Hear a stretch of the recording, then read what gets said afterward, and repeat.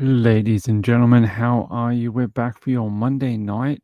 Unless you're watching who's playing the Falcons and the Eagles on Monday Night Football. Unless you're watching that, I hope you're here watching Monday Night Show with Ping. Good to see you all. Hey, let me say hello to DJ, Diane, me, hi me, and Wendy R is here, Marilyn Landis, Mama Mia, STL Cards, Siana. Good to have you all here tonight. I think the a I think the biggest story we have out of today, or at least the most interesting to me, is we have a court date set for Naresh Bhatt, and I am very interested in that because that is a fast trial. They are talking December, December 9th this year. He will be going for trial for that count of concealing a body. I find that fascinating.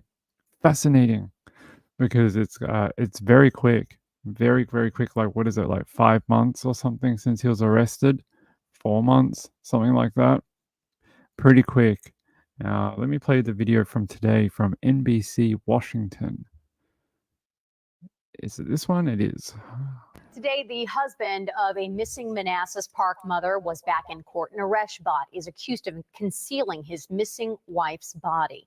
During today's court appearance, the judge set a trial date for the case. News 4's Joseph Olmo explains why prosecutors are not happy with that date. Okay, well, now we know. December 9th is the day that Naresh Bhatt's trial will start. He is charged with concealing of a dead body. His wife, Mamta Kafli Bhatt, been missing since the end of July.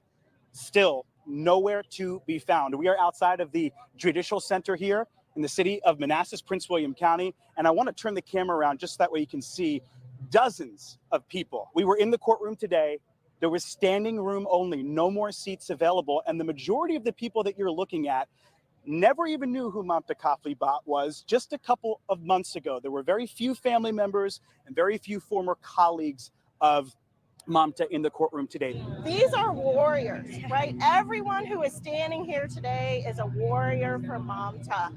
And every time people show up, it's going to make Naresh Bhatt feel just a little bit more uncomfortable. And it was just 25 days ago that Naresh Bhatt was walked out of the couple's Manassas Park home in handcuffs. It is the home, again, that he shared with his wife, Mamta Kafli Bhatt, and their 1-year-old daughter. Mr. Bhatt has been charged with concealing a dead body, even though Mamta still hasn't been found. Investigators say they found blood in the house that Mamta and Naresh shared, as well as receipts for recently purchased knives. The community out here today saying, hey, while the judicial process is playing out, we're still searching for Mamta. While we sit in court and we look at him in an orange jumpsuit, at the end of the day, somebody knows something, somebody saw something.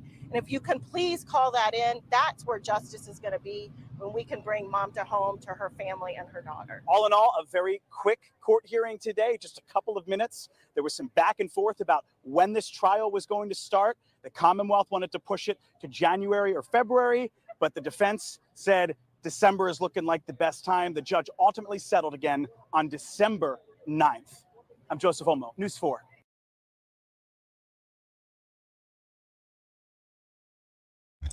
You know, very interesting that we're going to get this very quickly. Like you heard, the prosecution wanted early next year, February, January, March, something like that. And I think they wanted that more time to hopefully find Mamta. And that now compresses that timeline because if they can find her before trial, they can upgrade his charges. That original trial in December probably wouldn't go ahead if that was the case.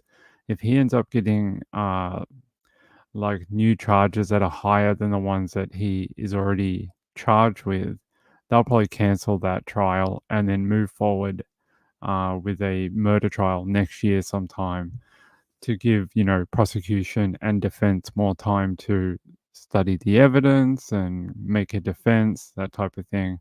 So now it really compresses that timeline down to a few months. So hopefully they've got all their ducks in a row and we can go to trial in December and if at a minimum they can't find her by then, maybe we can at least get him on this particular charge, which will keep him in jail for a while. I don't know how long it is in that particular state, but it'll be a while. Oh, what was the title and author of Honey and Barry Sherman's book you were talking about on Sunday? So it's here, I have it on my computer right now. Hold on. Let me go to page 1 because I was on like page 150. It's from Kevin Donovan. He is the writer for the Toronto Star. He wrote the book. It's called the same as the TV show, The Billionaire Murders. So, and I think it's got a subtitle, and the mysterious deaths of Barry and Honey Sherman. Just be aware that it was written a few years ago now, and it is slightly out of date. He probably unless he's done a revision that I don't know about, and he's done sort of like a 2024 edited version or revision of it, but it is slightly out of date. But it does have more information than, say, some of the articles. Some of the articles have some information. This has more in-depth information. So there you go. So if you want to read it, you can find an ebook. I think it's even on Amazon, like Kindle or something like that. So you should be able to find it. All right. So let me get back to this. I still can't believe it's 25 days since he was charged with that, with that concealing a body, and it has gone by so fast like that, and we still don't know where she is. They've done a few searches. We had that big thing at the park a couple of weeks ago. Everyone thought, oh my God, they found the body. No, I don't think so. I think they probably just found either a cell phone, knives, something used in the commission of a crime, something like that. I don't think it was as big as human remains. Hey Peekaboo, how are you? Good to see you. Share Bear, are you watching the Eagles? Who is winning? You'll have to tell me because I can't see my game. It's like over there. I can't see it from where I'm sitting. But good news. Yes, arrested August 22nd, 2024. Trial date is now set for December 9th, 2024. That's a real fast timeline. Very interesting. Very interesting. But like I said, if they find her body, if they upgrade those charges to murder or something like that, I would expect that I would expect them to cancel that trial and move forward with a trial next year for a murder trial, and maybe even in a different court, maybe in like a higher court or something like that. Wouldn't expect it to go forward for this particular date, although they might. I've seen it before where someone's been done on a smaller charge, and then higher charges have come along due to other issues, an informant, a body being found, all sorts of things, and then they've cancelled the original date and put it forward into the future for a larger trial. Because if they do find her body and they can charge him with murder, it's not going to be like a 1 week trial like this one is. This one in December, I wouldn't expect more to run more than like a few days to a week or something like that. A murder trial, you're gonna get 2 weeks, 4 weeks, 8 weeks, 6 weeks, something like that. They need a bit more time. So Manassas, yeah, Manassas Park. Say it in the Aussie accent. Juicy Jules, what state? Oh, it's Virginia, right? No, Washington. Washington? At least that's the TV station that I tune into. No, it's Virginia. Ping. I said Virginia and then I said it's Washington. For some reason, when I tune into the TV stations, it says Washington. So like I have a list of local TV stations I can pick from, and it always says Washington is the one that's covering the case, but it's Virginia. It's Fairfax County. So Fairfax, no, Ping. What are we doing today? Ping, you need to go away. You need to just get the real information. It's too early, everyone. It's far too early. Far too early. I'm not used to doing 11 a.m. streams again. Manassas Park, right? let's go. Let's go back to step one. I've done so many shows on this. How is this not like recall of memory? Manassas Park, Virginia, VA, right? I don't know why it always picks up in another. Washington's is adjacent. Yeah, I know it's like just next to it. For some reason, their TV stations are the ones covering it. I don't know why it's like that, but when I try and search for like the localized ones, they don't really cover it. But the Washington base, maybe they're larger, maybe they have bigger things. I don't know, but they're the ones who seem to cover it.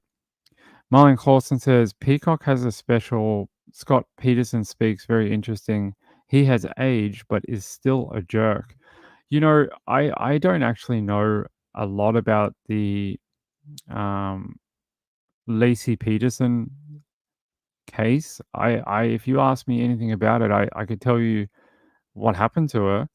I could tell you who's responsible, or allegedly who's responsible. Scott Peterson. If you ask me any more than that, I wouldn't be able to tell you anything because I don't know. I wasn't around doing true crime at the time. I didn't take a special interest in that particular case, and I only know like the bare bones facts about it. Um, Trish knows a lot about it. So if you ever want to know more about it, a more insightful opinion, ask her because she followed it from like day zero to like today. She knows everything about it. Um, Eagles, of course.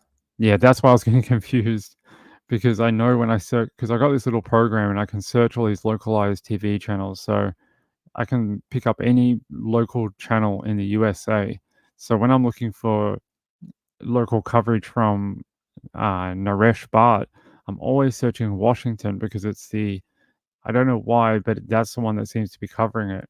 When I search VA, they're not the ones who tend to cover the case for some reason.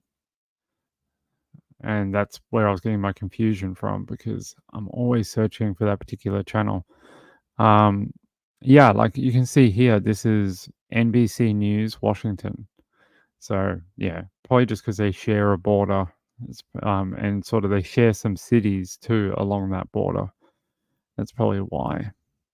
Um, Yeah, that's it. That's literally all we have. Like they said, it was a very quick court date today. It wasn't a very long day.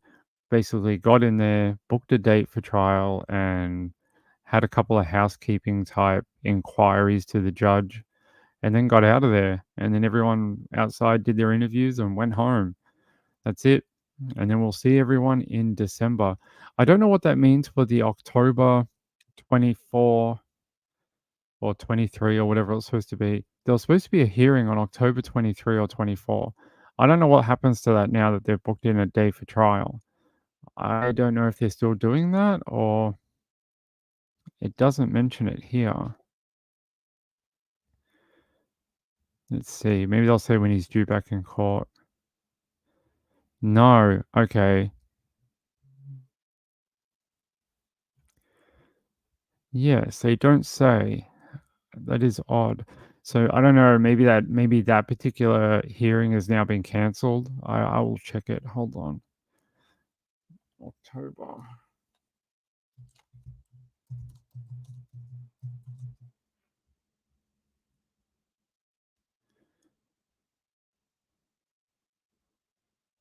I don't have anything. If I get something about that next one, I'll let you know. But I don't have anything for it. Scott DJ said Scott Peterson said he didn't do it. They should release him. That's how it works, right? So you get arrested for something, you go to trial, and then you just tell everyone you're innocent, and then we just let you out. That's sort of how it works in our society, right? No, that's not how it works. Hey, Kathy, how are you? Are you home now? I hope you are. I hope you are. By the way, I hope my friend Emily Narb, I hope your husband is doing better. I haven't heard from her for a few days, and I hope her husband is feeling a lot better. Hey, Marlene, how are you? Tia, Share Bear, good to have you guys. Diamond Heart and Rachel Penguin, my friend. Everyone's here tonight. Marlene Clausen, and I clicked Moonlight View. Marlene Clausen, Moonlight View, and Wendy R. Thank you for being here. And Gambler made it, and so did Juicy Jules. Okay, let's keep going.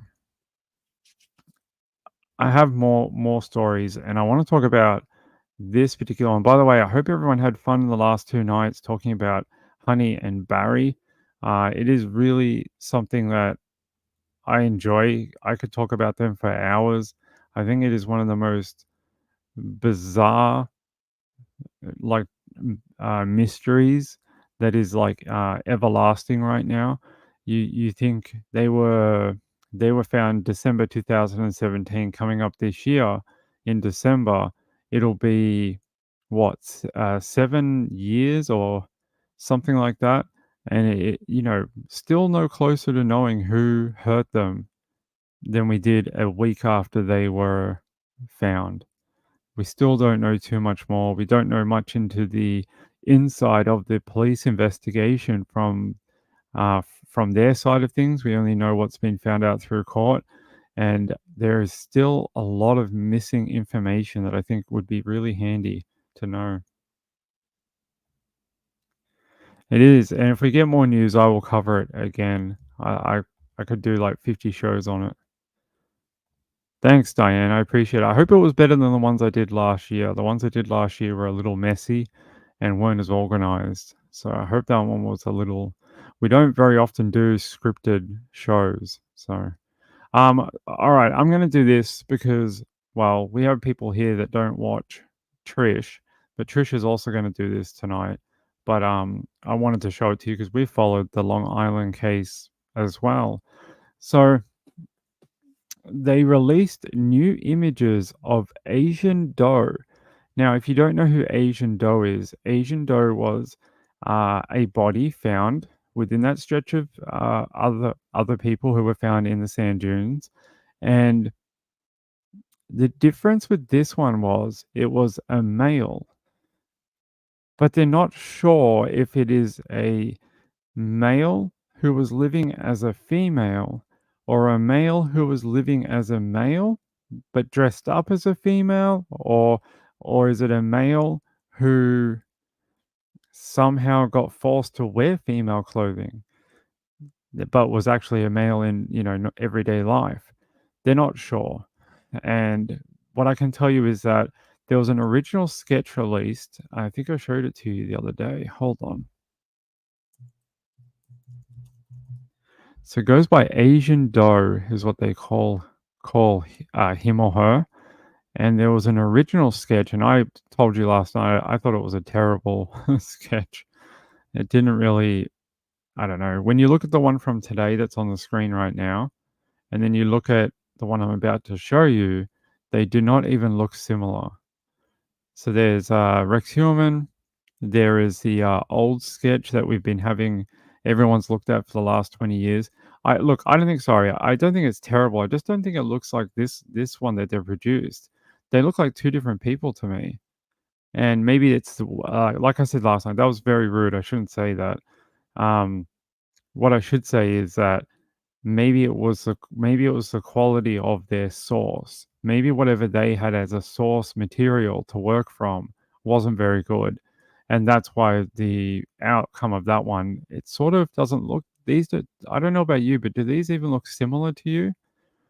They don't even look like the same person to me. So I don't know about you, but they just don't look even close. But they've produced these new ones here. Sorry, that again, I don't want to be rude to anyone's work. I just never really liked that sketch for some reason. So there you go. There's a person with long hair, and here's a person with short hair, possibly living as a woman on the right, or even just a man with hair. I have long hair, so hey, I don't live as a woman, but sure. And here's someone with short hair, possibly living as a male. It doesn't matter because a lot of people who partake in dressing up as the opposite sex, or they're transgendered or whatever, sometimes they'll have short hair so they can wear wigs and things like that. They can have shorter hair to make it easy to wear other accessories or whatever. So it doesn't matter really about the hair length. It's just to give you an idea of who the person might have been, and does it trigger any memories for you from that one to that one? Like, did they have long hair at the time? Does that trigger a memory for you? Did they have short hair at the time? Does that look like somebody you knew back then? And here, let me give you some details about Asian dough. Let me jump here.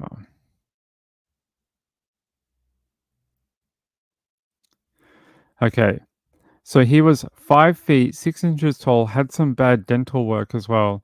According to investigators, was likely a sex worker whose body was found between Gilgo Beach victims Megan Waterman and Jessica Taylor. They said the victim was a biological male, but was dressed in women's clothing, including several garments by designer Bill Blass, and likely identified as a woman at that's what they were living like. The DA would not speculate on whether Human uh, could be charged with killing most of the victims. They're saying they're saying here they're not going to say whether Human is a suspect in Asian Doe's murder, but they're not going to rule it out at this time. And they just want to know if anyone within that particular circle of people, I think it's prior to 2006, somewhere between like 2000 and 2006. Do you know someone that went missing, or did you used to, hang around with someone and then they just one day never came back? I'm going to show you a little video from here. So this is from, I'm just going to pause it. There you go. You can see it. They produced it in a bunch of different Asian languages, hoping to reach out to that community. Skeletal remains were found in Ocean Parkway near Eagle Beach. All right, no, that's terrible. I'll find you a better one. I just wanted to show you this, where they produced it in a whole bunch of different languages. I think one was like Balinese, and there was others in some other. I think one was Mandarin. That type of thing, trying to appeal to people who may not speak English. And I found that's a great approach, very interesting.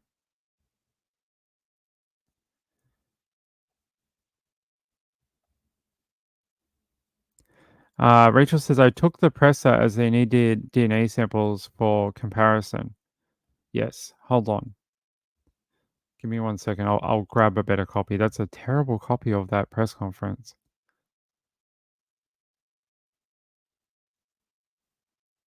It's 24 minutes. No, we don't want to watch 24 minutes worth. Yeah. We'll go to ABC. New details on the investigation into the Gilgo Beach murders. The task force investigating the killings released a new sketch of one of the victims, who they are calling Asian Doe. The sketch was created by studying the remains of a victim discovered in 2011. Now authorities are asking the public's help in identifying that person. Let's go to ABC News senior investigative correspondent Aaron Katursky for more. Aaron, what more do we know about this victim? Asian Doe was killed in 2006, but the skeletalized remains, were not found until 5 years later in 2011 along Ocean Parkway near Gilgo Beach. In fact, the remains were found near another Gilgo Beach victim, Megan Waterman. And the Suffolk County District Attorney Ray Tierney, in revealing this new sketch that forensic anthropologists were able to put together based on what those remains look like, he's hoping that will trigger someone's memory. It's been a challenge to identify this victim known as Asian Doe. He was a biological male, 17 to 23 years old when he was killed, but he either identified as a woman or was known as a woman in the sex trade. Like the other victims, he worked as a sex worker. The suspect in this case so far has only been implicated in the death of 6 of the 10 victims that were found on this beach. Has there been any attempt to connect him to this death? They haven't done that formally. In fact, at the press conference just now, the district attorney did not make that link. But the working theory among investigators is that Rex Hewerman, who was pleaded not guilty in the deaths of 6 individuals, may also be linked to the death of Asian Doe. How do Now, one of the things they think is, one, the location of the bodies, but two, on some of those evidence from Rex Hewerman, he had some weird search terms, like some things that might relate or were similar to who Asian Doe might have been and lived as. And those type of I don't know if they're like rude words or like a bad word for like the type of people. Asian Doe might have been, so I don't want to repeat them. But he had these in his search history, and that's one of the things people connect between the two. The other thing is, by the way, I don't know if Penguin's telling me that these ones are the same images. Yes, these are the same with different hair. Yes, this is the one I was telling you that I think doesn't look the same. I was saying I don't think this one looks anything like the ones they produced today. And I've said a couple of times I don't like that photo, and I've said it in a very rude way, which is unlike me. I don't speak about others' work like that. It's wrong. I shouldn't say that. What I meant to say is that maybe the source they had wasn't very good, or they're working off bad photos or something like that, and that's the best they could do. But to me, that doesn't look. To me, it doesn't look anything like this one. But hey, maybe other people think it does. Okay. Penguin says Asian twink he searched just means young man dressed as a girl. Okay. I don't want to say it in case it's a bad word or some sort of insult to those people. Um yeah, well there you go. That's one of the things people clue in with Rex Heuermann, thinking that maybe there's some sort of connection here.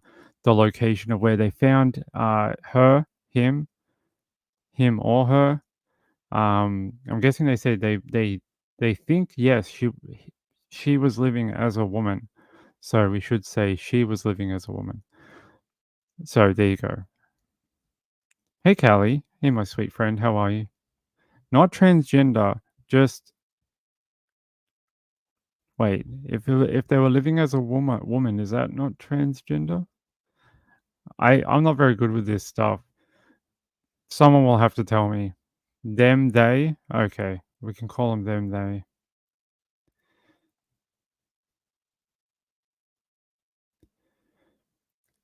Thank you, Maria. I appreciate that is the link to the CBC Radio podcast, right? Yeah, I have seen that. Thank you. Twink also refers to a young gay man. Okay.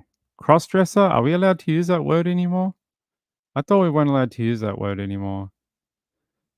I thought that was like a slang word, that like sort of very, very old word that you're not used to do anymore. Yes, Kathy, the gift memberships are only for a month. Wait, do we have enough people? 1, 2. I don't think we have enough people here tonight to be able to give any away. 1, 1, 2, 3. Yeah, we could give some away. Hold on. Do you guys want some free memberships? I'll give it to you. 1 second.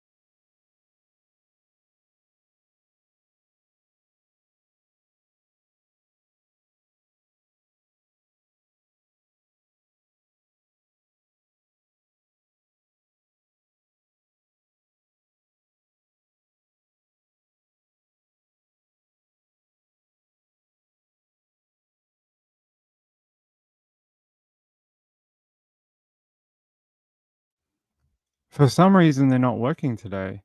Like, when I go into it, I just get a spinning box. It doesn't give me the options. Like, last time we went into it, you could get a little option as a creator to give away 5 to different people. Today, not working for some reason, and I don't know why.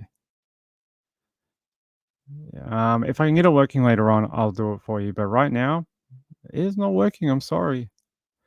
When I can get it working, of course, I'll give away 10, I think we get 2 5-packs every month. I'll give away all of them, I don't care.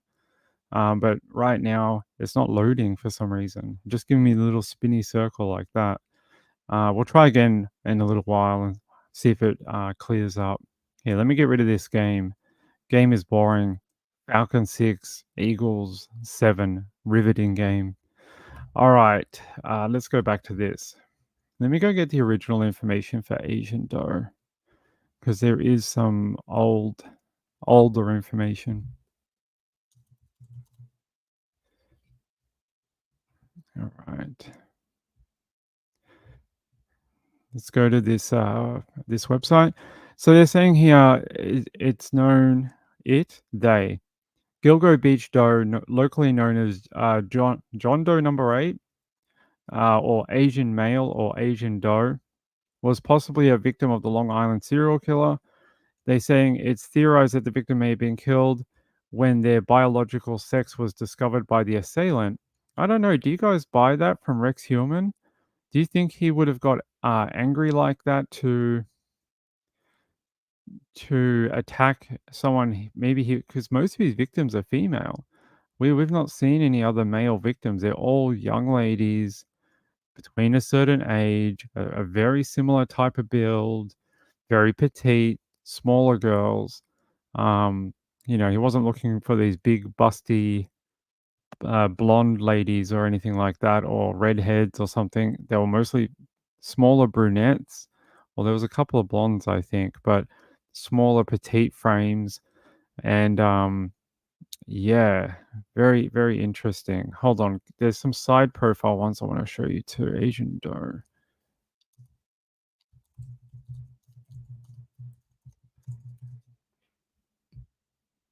Let me see if I can find the other ones.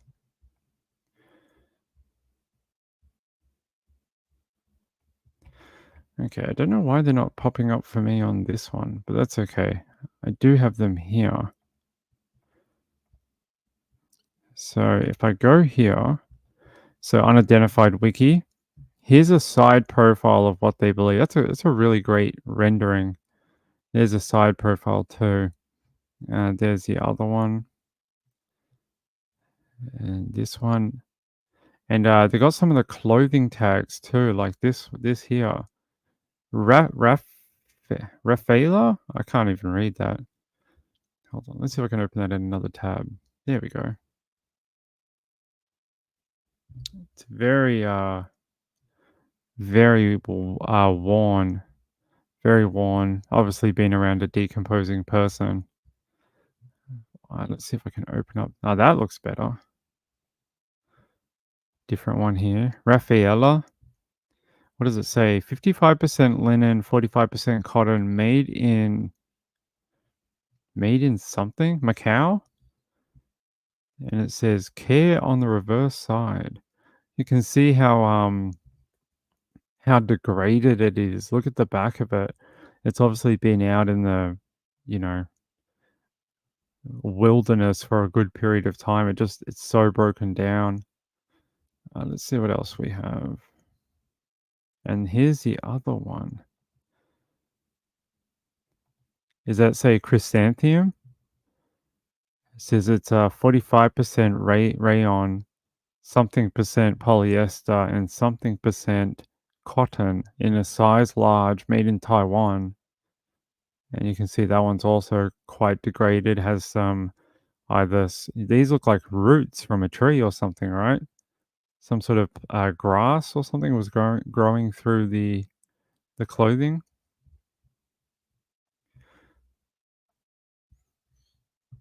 Rachel says it doesn't seem like his MO, but who knows with that creep.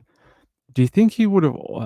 Do you think he would have ordered a person who? Because you would think when you're ordering sex workers, they advertise under certain things, right? They'd be like, "Hey, I'm a sexy blonde and I like good times on the town or whatever. And I'm free for bookings after 9 p.m. on a Friday.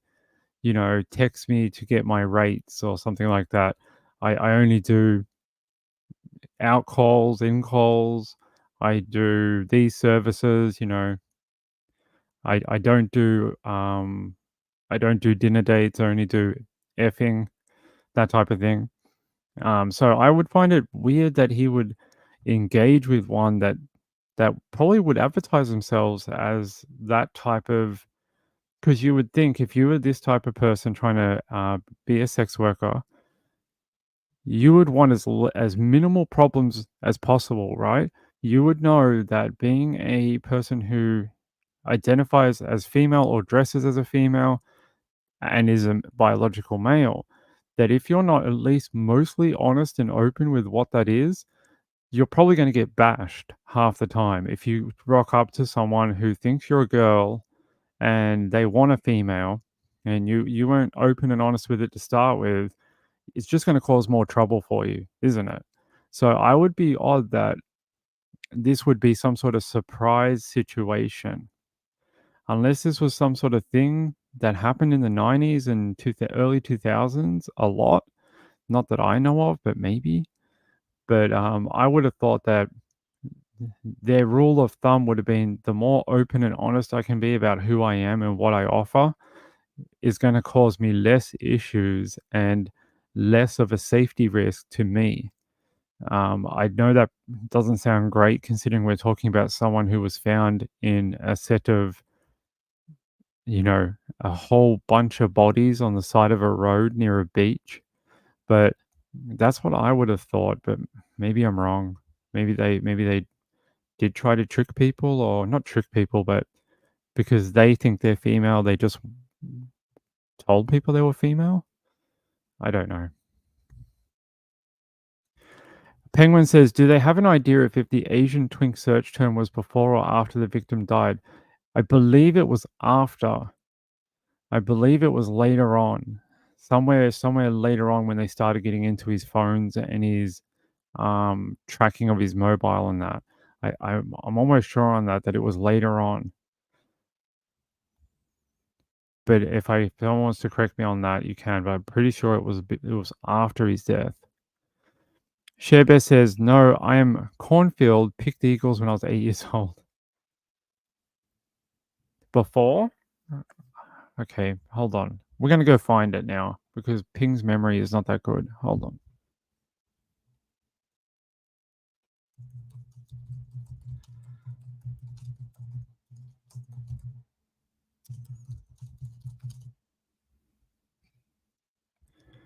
Okay, let's go to The Guardian from over a year ago and let's see what they say.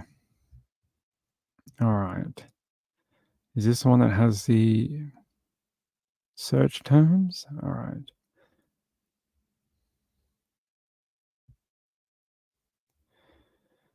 All right, where are they? My net is moving very slow tonight. Look at those pages. They take ages to load.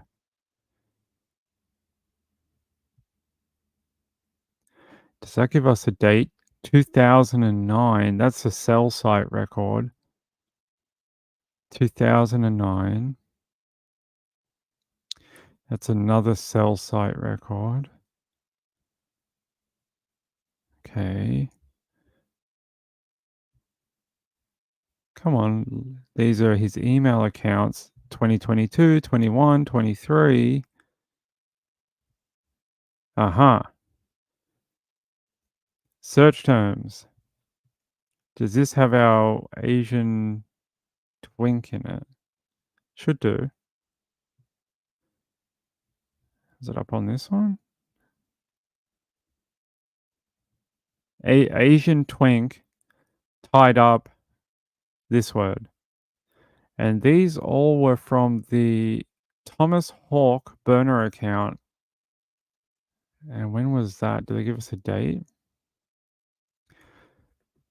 Look, a lot of them are from like 2021, 2023, 2022.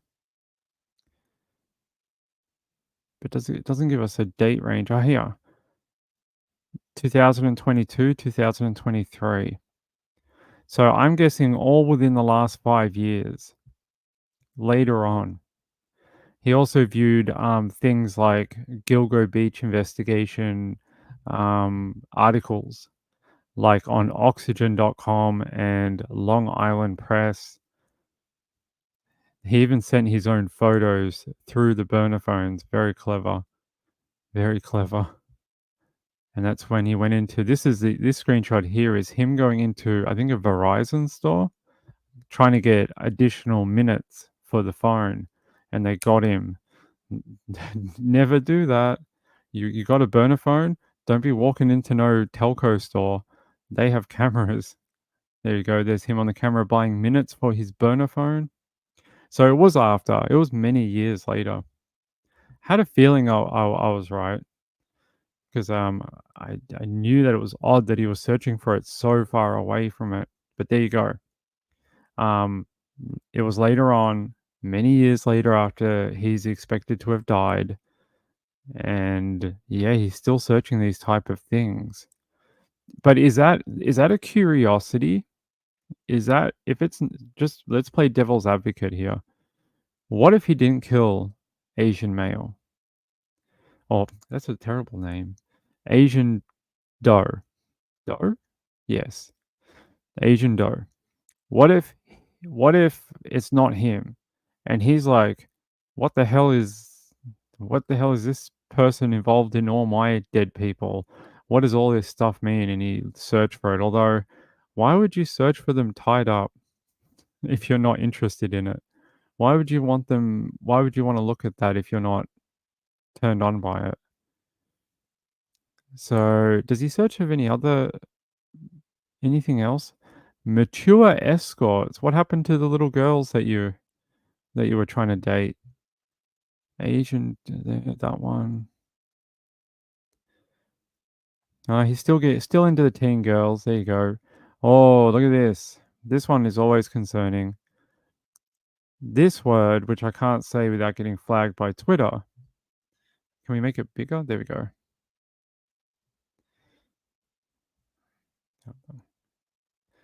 This word here is not a good word to be searching. Number 25. Yeah. This one too, this one too, this one too, this one, this one, this one. He has a penchant for this one. And obviously has, in some of the books and other documents that came out later, we realize that he has a interest in mutilization of his victims. And this plays into it right there. Number 8, you know, plump, P word, L word, cut off, and then the P word here. And yeah, so some interesting search terms on here that I think opened the eyes of many. I hope no one actually Googled any of this. I like this. Why could law enforcement not trace the cell calls made by a serial killer? Why hasn't the Long Island serial killer been caught? Long Island serial killer phone call. Who did he call? Nah, he called the family of some of the people. 11 currently active serial killers. Why? Is he trying to put himself on a list? Does he think he's top 10? Are you top 10, Rex? This is not Sports Center. You don't get like 10 plays of the day on a Sunday. There is no serial killers Sports Center on ESPN.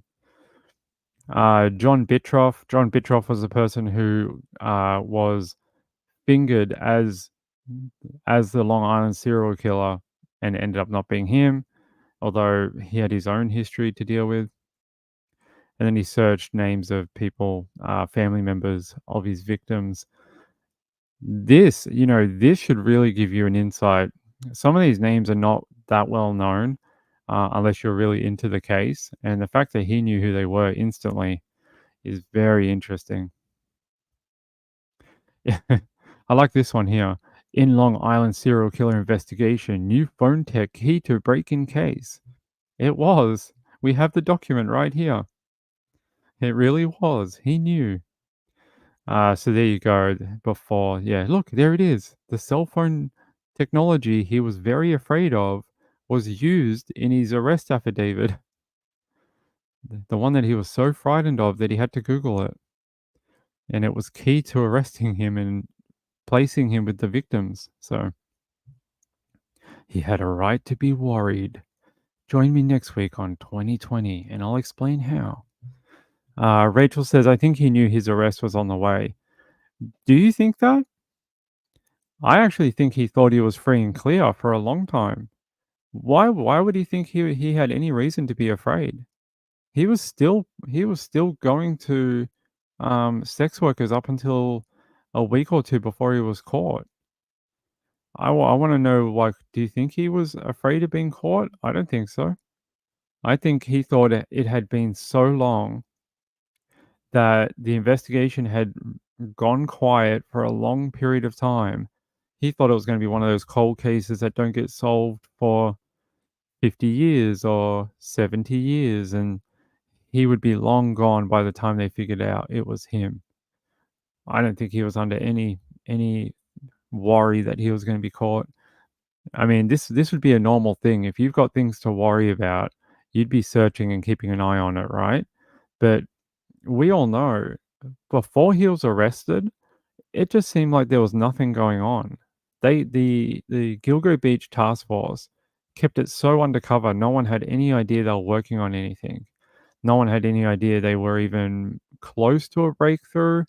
And about the only thing we had gotten in the last 5 years was photos of that belt that ended up being the initials on that belt end up being a family member of Rex. So it was a relative of Rex's who that initials match. So there we go. So that is the thing why people link Mr. Asian Doe, Mr.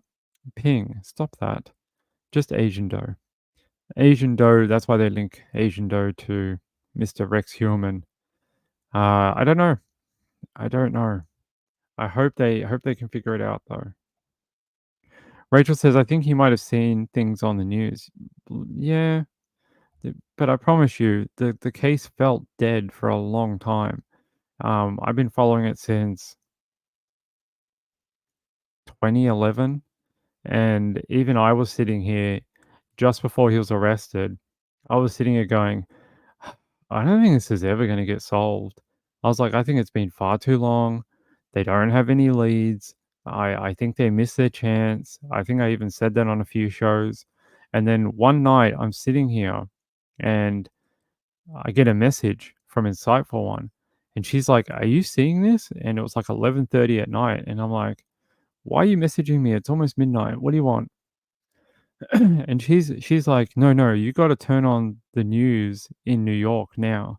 She's like, go turn on Long Island news, and I turn it on, and there's all these helicopters, and there's like friggin' forensic vans, and she's like, they got him, and I'm like, got who? And she's like, Long Island serial killer, they got him, and I'm like, what? Who? What? Who? No? Yes? Up and down? Left and right? What day is it? Who's the president of the U.S. today? Who? What year is it? And it was like the biggest shock. So it was a shock to me that they even figured it out. Rachel says they did a good job acting like it was cold. They did. They put together that task force and they just kept it so quiet that they were even working on anything. They did a good job. Wendy says Human is disgusting and looking up news about his victims. Looking up not just news about his victims, looking up their family members.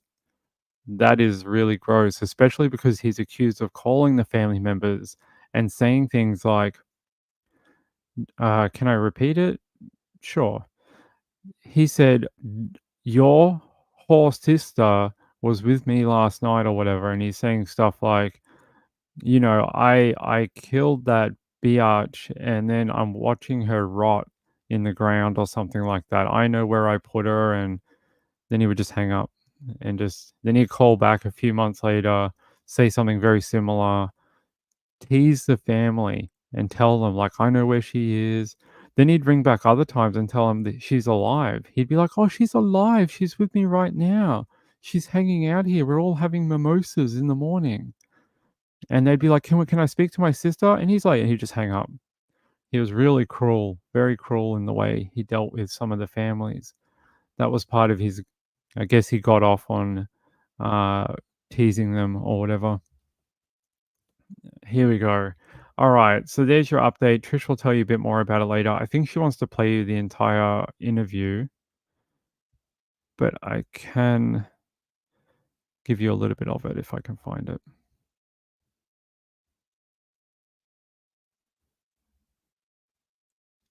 I think the audio is really terrible though. Hold on, let me see if I can find one that has good audio. Because the one we were going to play before, it sounded like he was in an echo chamber. No, they're all really terrible. If I find one that has stronger audio that I can use without getting copyrighted, I'll play it on the Late Show for you. Andrew says, not thinking he's so clever now. No. Shebe says, I'm getting Creed out boiling mad. I don't know what that means. Is that a good thing? Mental torture. Yeah, very much mental torture. Okay. They were in a gym or something. A gym? They were in a gym? Possibly. Okay. Let's move. All right, guys, hold on one second.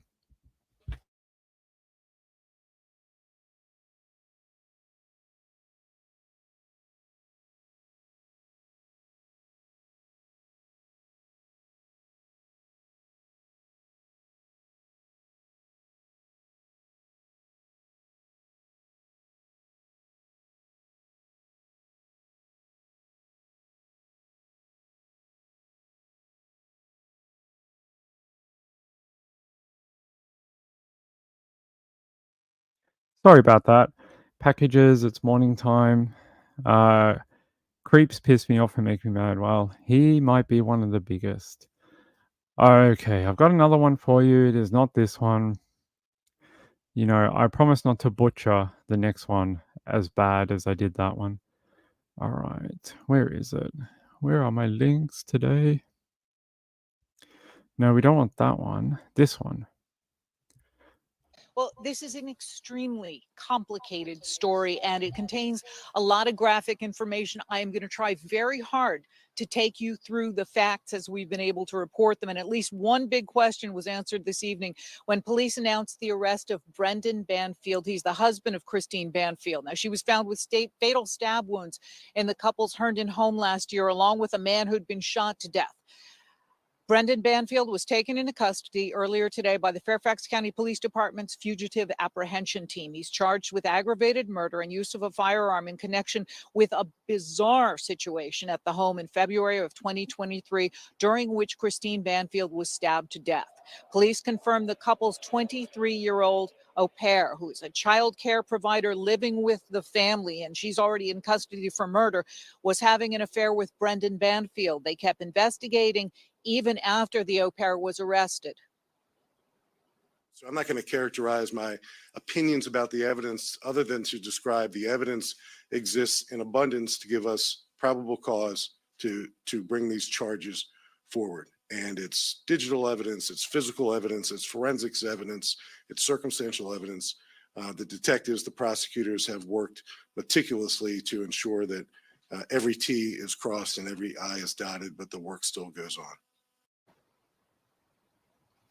During a previous court appearance for the au pair, Juliana Perez Magalhães, prosecutors said detectives had searched a computer in the home and found someone had set up a profile for Christine Banfield on a sex fetish website related to knife play. They found the profile creator had been communicating with Joseph Ryan. He is the man who was found shot in the home that day. Now, from the beginning, investigators say they had been skeptical of the nanny's story that she came home to the site of Ryan attacking Christine Banfield and shot him. So a lot going on in this very complicated story. But today's development, the arrest of the husband of the woman who was found shot dead at that Herndon home. Live in Fairfax County, Jackie Benson, News 4.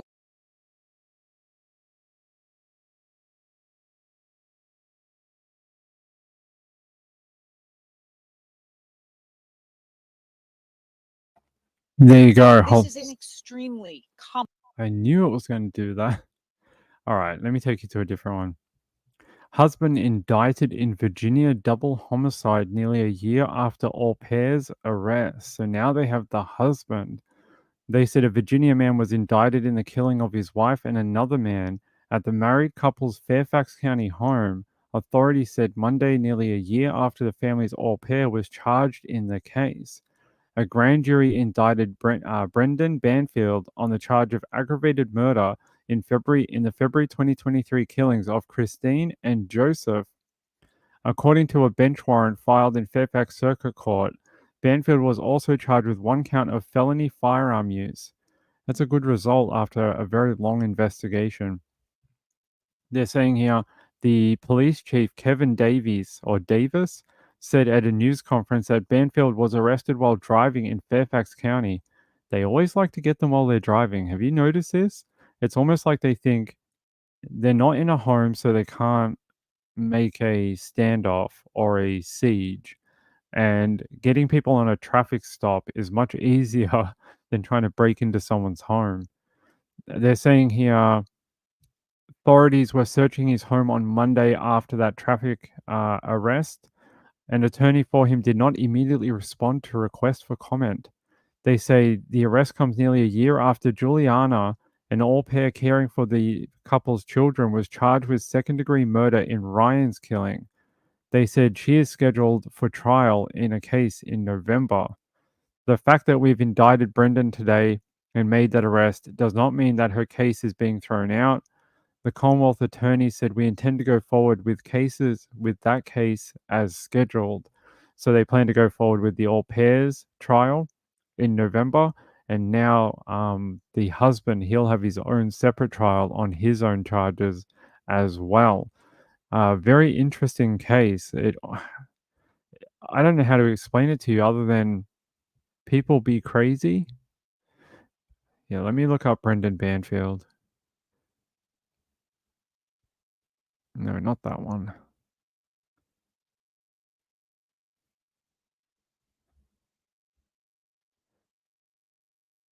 So I'm trying to find one that has like the original one here.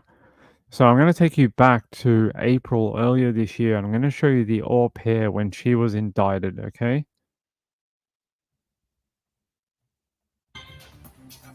This is WUSA 9 News at 11 and up first tonight, a story that is exclusive here on WUSA 9. Thank you for joining us. I'm Leslie Foster. And I'm Lorenzo Hall. Let's get right to the new reporting tonight on the indictment of an au pair in Fairfax County, Virginia. Juliana Perez Magalis is accused of shooting and killing a man inside of her employer's home. Prosecutors have alluded to a bizarre series of events that led up to Joseph Ryan's death. A few hours ago, Katie Lusso spoke exclusively with Ryan's mother about this new indictment. Katie, that had to be an emotional conversation. Yeah, it certainly was. And tonight she told me she doesn't want this case to be played out in the court of public opinion and is confident the facts of this case will come out and bring justice not only for her son, but for Christine Banfield as well. Tonight, a grand jury has indicted 23-year-old Juliana Perez Magalis, accusing her of shooting and killing 38-year-old Joseph Ryan. Very confident in how the case is going. Deirdre, Joseph Ryan's mother, spoke with WUSA 9 just hours after the indictment was announced Monday night. But let's take you back to the morning of February 24th, 2023. Perez Magalis, who's from Brazil, was working as an au pair at Christine and Brendan Banfield's home in Herndon. That morning, she was supposed to take the couple's 4-year-old daughter to the zoo, but forgot their lunches and came back to the house. Her attorney says she called Brendan, who was nearby, because there was a random car in the driveway. Her attorney says Brendan went inside and shot Ryan in the head, allegedly in self-defense, claiming Ryan had stabbed his wife. Perez Magalis' attorney says Brendan then told her to get a second gun from a safe in a closet and that she shot Ryan as he lay on the ground because Brendan told her to. Prosecutors say that Ryan was at the home because he had responded to an account for sexual fetishes. They also say Brendan, an IRS agent, and Perez Magalis were having an affair, sharing this framed photo of the two inside the bedroom 8 months after his wife and Joseph Ryan were killed. Prosecutors also say the two had visited a gun range together 2 months prior to what unfolded. Tonight, Ryan's mother telling WUSA 9 she misses her son. I want people to remember Joe for the good-natured, loving man that he was. And just wants justice for both her son and Christine Banfield. We believe in justice for both of them. Justice strong, and I believe the facts will come out. Now, tonight, the Commonwealth's Attorney Office made a point to say charges have not yet been brought in connection to Christine Banfield's death. The trial is set to begin on Thursday. Well, now they have. So she said at the time, charges in relation to Christine's murder hadn't been done. Well, they have today. Husband was arrested. and he will face his own trial over his part he played. You know, Hugney says, yeah, she moved into the master bedroom. It's we talk on this channel about cases where people need to learn to just walk away. Just walk away. You want to screw the au pair? Great. Go do that. Go live your own life and do that. And just look after your children and co-parent or whatever. Let your wife divorce her or whatever. Let her screw whoever she wants to and move on. Stop treating people like possessions and just walk the F away. It's just this it's this weird human some humans have this weird thing about possessiveness over other people, and it leads to situations exactly like this. Like, I never understand them, right? There's more people out there. Like, I mean, you wanted to have a relationship with the au pair or whatever, it's great. Good for you. People, right? Drives you crazy. Let me get back to our article on it about Brendan. Or, yeah, Brendan. So, a Virginia grand jury indicted him on 4 counts of aggravated murder in the 2023 killings of his wife and Joseph Ryan. Not Joseph Ryan we know another Joseph Ryan, but that's a completely different case. It's not the same person. And unfortunately, he died a long time ago. So that is that's a different case. So don't get confused. It's not the same guy. It's got nothing to do with Laurie Vallow. It's not the same Joe Ryan. It's a different one. Must be a very very common last name. Was there insurance money involved? Give me a second. I only know a touch about this. The reason I'm doing it tonight is because someone wanted me to. They were like, "Can you please talk about this, Ping?" And I was like, "All right, let me have a look."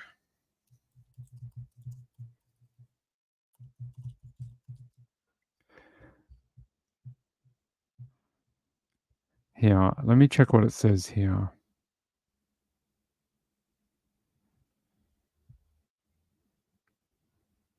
I don't see anything. But it sounds like the wife was having sex with someone else or something, and he was screwing the au pair. Sounds like they were having a great time being a separated couple. Just do that. Don't have to murder no one. You just move on. You both seemed sort of happy. Just do that.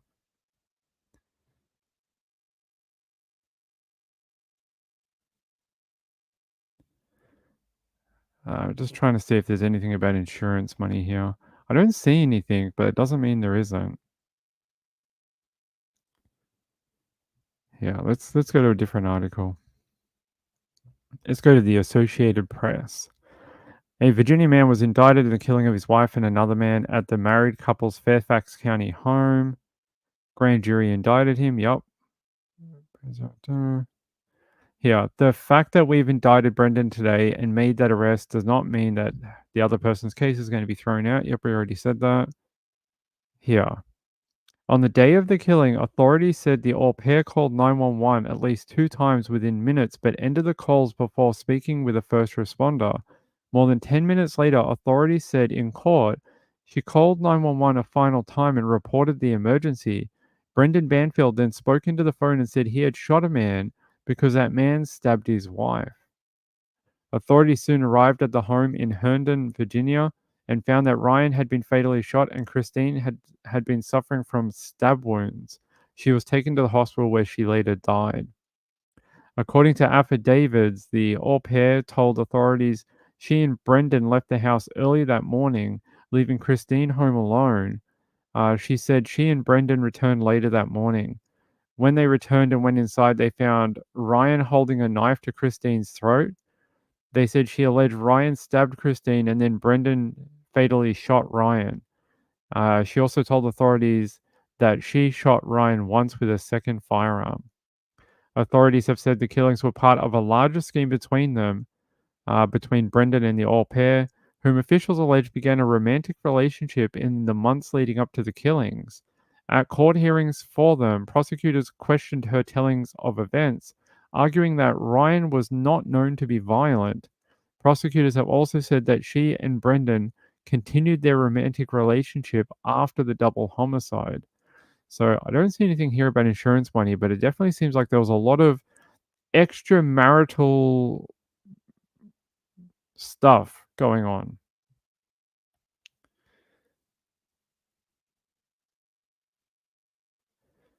Wasn't he a worker called for troubleshooting cable? Yes, I think so. He worked for a cable third party. Rachel says, I was just wondering if money added to the motive. I don't think so. I think this was more either jealousy or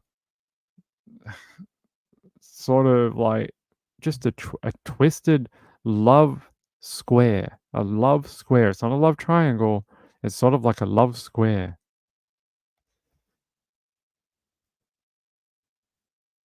Yeah, I don't know. It doesn't say. That's very interesting. Where were the children? But if the au pair was with him in the morning, and they didn't mention anything about them and the children coming home, maybe the children were at daycare or something, because it doesn't mention them, and it doesn't mention them being in the home. Let me see if I can find that. Thank you to the person who sent this in, by the way. It's not one that we have covered in detail. Let me see something about like children home.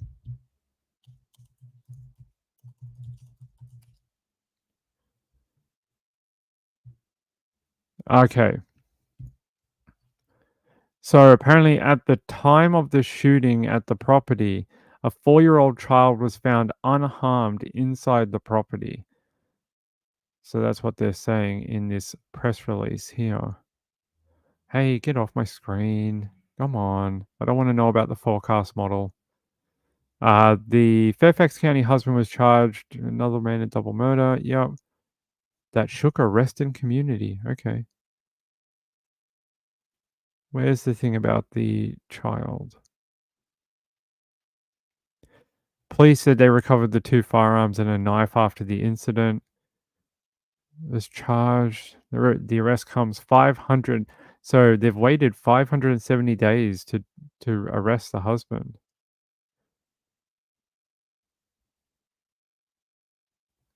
Yeah, what does this say? Huh. According to Descano, the police investigation led to new information, which he said was instrumental in securing the indictment. Officials did not elaborate on what that information was in an effort to protect the ongoing trial. Yeah, that's interesting.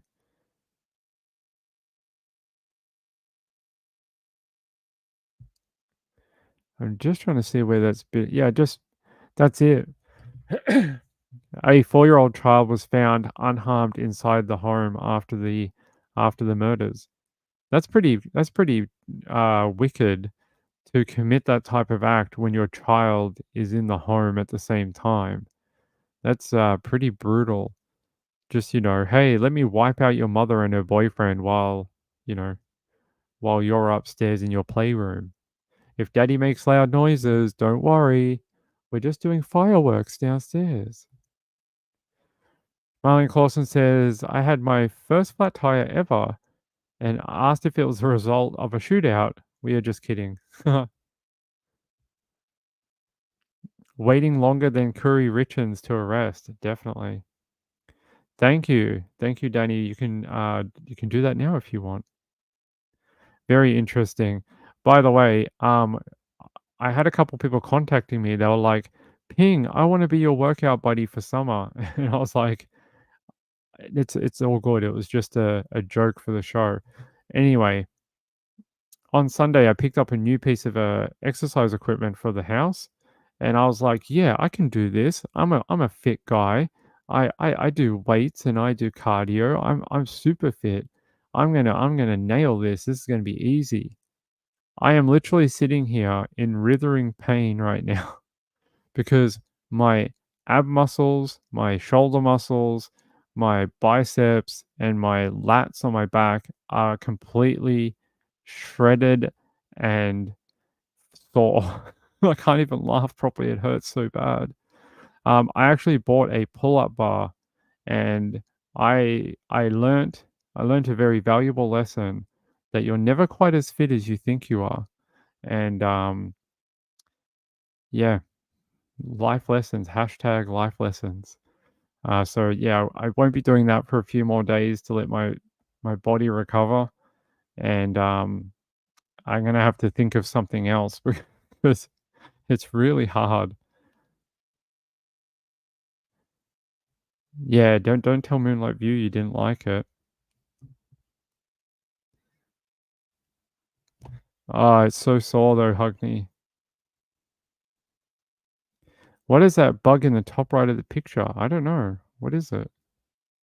Let's have a look. I think it's a moth. Is it a moth?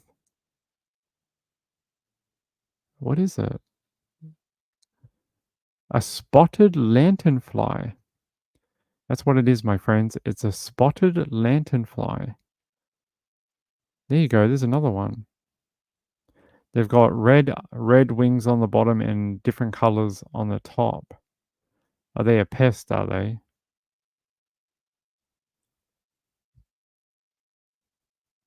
Oh, they're sort of like a pest in the Virginia, DC area. So if you see them, you're supposed to kill them. There you go. Crazy spotted lanternfly. Evil bugs, Penguin says. Are they evil? I don't know. What do? Do they eat all your trees or something? Peekaboo Cockatiel says that will be interesting to see what that new information is. I agree. What was so interesting about that little piece of information that they were then able to arrest the husband? And why did it take over 570 days for them to find that information? I want to know. Ah, they're a pest. Okay.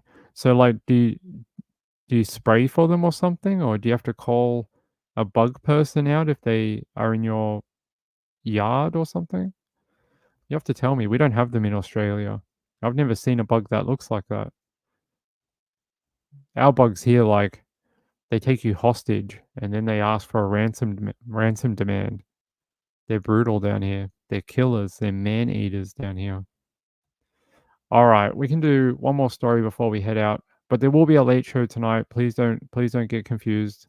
Today we do the split show to let Trish do her show in peace, and then yeah, we'll be back for the late show. I want to talk about Asher Degree because this is really interesting. I was researching. I think we did a show on her ages and ages and ages ago, and now we have some new information. So I'm going to bring it to you from WCNC, and then we're going to talk about it. Well, this week we could get some major updates on the Asher Degree case. All last week, federal and state agencies conducted search warrants across Cleveland County. And this morning, the community hopes new evidence is going to close this case. WCNC Charlotte's Richard Devane live for us this morning with the latest. Richard, what have you learned? Yeah, good morning, Kaylin. Good Monday morning, all. Basically, we've been learning that police continue to investigate, and folks out here in Cleveland County are hoping that their investigation will turn up something, anything. Now, as we look at video, we can tell you that this has been going on for a while. Folks in Cleveland County, the family and friends of Asher Degree also waiting for answers. Authorities continue to sift through evidence to try to solve that 24-year-old mystery. What actually happened to Asher Degree? Asher was 9 years old back in 2000 when she went missing. For years, the community had hoped that she would be found alive. Many now just hoping for anything that can lead to closure for her family. Officials taking another step toward finding those answers recently using search warrants to find evidence. One of the biggest pieces of evidence, this older green car, which police say is similar in appearance to the same vehicle wanted in connection with Degree's disappearance. Agents had it towed from this home off of Cherryville Road last week. The property owner's attorney now speaking out against rumors about what new evidence could reveal. There's been no body found at 621 Cherryville Road, let alone 7 bodies. There will also be information in that search warrant that sadly will link a person to the circumstances of Asher's disappearance that is no longer living. Now, police are asking the public not to take part in the rumor mill, but if anyone has any solid or any information about this case, as they've been doing for the last couple of decades, to give them a call. We're right here in Cleveland County. Okay, so what is weird though is when I was researching this, they were saying that the property owner where they were searching, um, they're owned and lived in by members of the Dedmon family. The search warrants were requested after DNA samples linked Degree with a woman named Anna Lee Dedmon Ramirez and a man named Russell Underhill, according to the documents. They saying here Degree has not been seen since she went missing the night of February 14, 2000. Some of her belongings, however, were found in Burke County more than 1 year after her disappearance. Her backpack was discovered more than 30 miles from where she was last reportedly seen about 17 months after she went missing. The girl's belongings were wrapped in two sealed plastic garbage bags and were found along Highway 18 near Morganton, according to court records on Monday.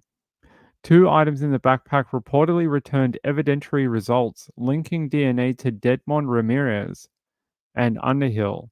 Dedmon Ramirez was 13 years old at the time Degree went missing.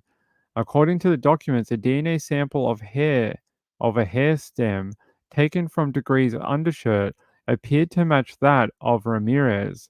So there were two other Dedmon sisters who were aged 15 and 16 years old in 2000. Investigators now believe that the missing girl is a victim of homicide with her body concealed somewhere, according to the search warrant application.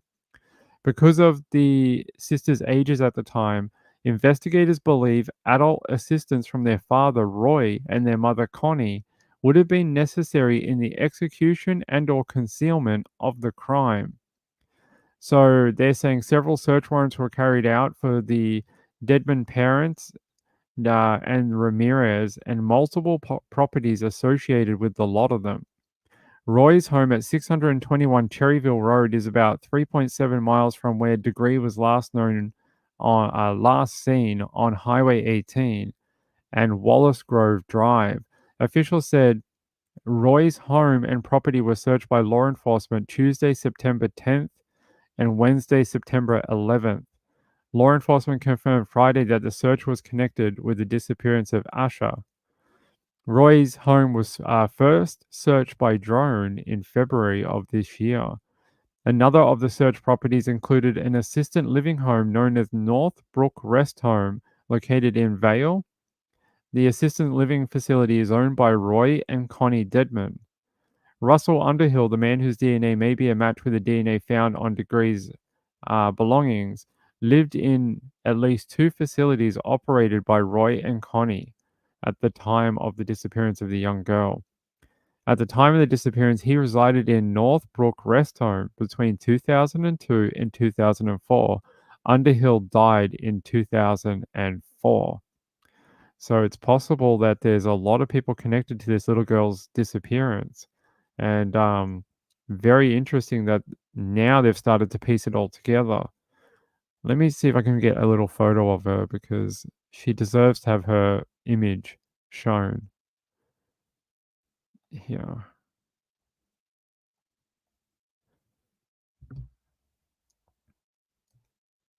So there's where she was, age 9, and that's a photo progressed image, age 24. There's the two different ones for you. By the way, LMS says Ping went to the gym. LMS says I go to the gym Monday to Friday. Keep up. I have a gym in my home. I have a bench press. I have a full resistance band pulley set that has bottom and top pulleys going up to 100-pound weight. And what I got a pull-up bar, and I never owned one before. And I bought a pull-up bar because I was getting a bit bored in my workout routine. I was like getting a little bored with my bench press and the resistance bands and stuff. And I was like, I need something new. I need a challenge. And I was like, I'm gonna get a pull-up bar. So I get home, I put it all together, I like screw it all together and get it up, and I get it up on the door frame, And then I go, right, let's do 10 of these and see if I can get it. I hopped up on the bar and I went to do one and I just went, oh my God, my muscles are so sore already. It didn't make any sense because I like I lift like 100-pound weights every day in my workout, but it just must be different muscles that I don't use as often as the ones for like bench press or dumbbell and stuff. Um, yeah. So my things, my ab muscles and my back and my shoulders are all wrecked right now. I ended up doing like 20, but I had to do them in different reps because I couldn't do it all at the same time. Uh, Shad says, "Ping, I just do yoga. Yoga might be good." Penguin says, "I found you'll be sore either way. It doesn't hurt anymore if you do the exercise again." I'm doing a rest day today just to see if it gets a little bit better. Then I'll do more tomorrow. Sean Chums? Sean Chums has been arrested. Who is Sean Chums? Oh, Diddy Combs, you mean? Sean Chums, Mr. Sean Chums. I know him. You mean Diddy. Diddy's been arrested again? He has, apparently. Diddy Combs arrested 20 minutes ago. The arrest comes amid a wave of lawsuits filed against the music mogul alleging sexual A-word. Sean Combs, known as Diddy, was arrested on Monday according to a person with knowledge of the investigation. He was arrested in a lobby of a hotel in New York, according to a representative. They say his attorney said, "We are disappointed with the decision to pursue what we believe is an unjust prosecution of Mr. Combs by the U.S. Attorney's Office." Diddy said he is an imperfect person but is not a criminal. To his credit, Mr. Combs has been nothing but cooperative with this investigation and voluntarily relocated to New York last week in anticipation of these charges. Please reserve your judgment until you have all the facts. Okay. I probably won't reserve my judgment, but sure. Let's see if I can find anything for you from the last hour.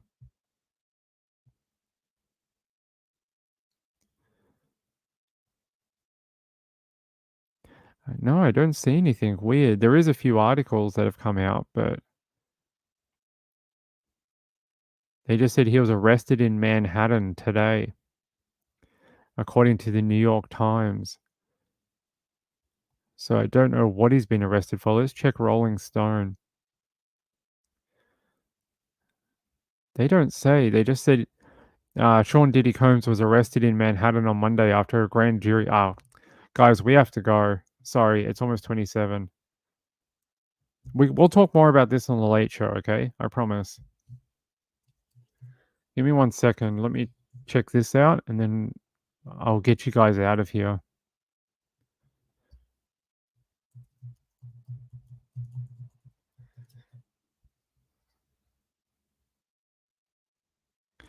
Okay. By the way, I wanna thank my friend Joe. Joe, that is very nice. Joe sent in a donation to the PayPal and said just a little something in appreciation for the time and effort you put into every show. Joe, I really appreciate that and thank you so much. I hope you're doing well. I haven't seen you in the chat in a while, but you must be watching out there. Hey mate, how are you? It's good to see you. Thank you so much for supporting the show. It means a lot. And yeah, I hope you're doing okay out there. I hope everything's going good for you. Hope you're enjoying the true crime. And I'll get you guys out of here. I'm gonna go eat my lunch. Yes, I'm gonna go have a protein shake. LMS says, yeah, I like the pulleys too. Not as high pressure on your joints. I'm getting old, you know. I'm getting old. I'm 40 now. Burnt Popcorn says some people in the know claim he ordered hits on fellow rappers. We can talk more about that. We can talk rap wars on the late show at midnight Eastern. We'll be back. So hey, I love you all. Have a great night. I think Trisha's got some great topics for you to talk about if you're heading over there. If you're heading over to other channels like Kresha or It's a Crime or wherever, have a great time over there with those creators. They're good people too. And I'll see you for the late show, okay? I love you all. Thank you so much to all the people who support this channel. I really could not do it without you. And yeah, I'll see you at midnight. Peace out. Good night. Bye.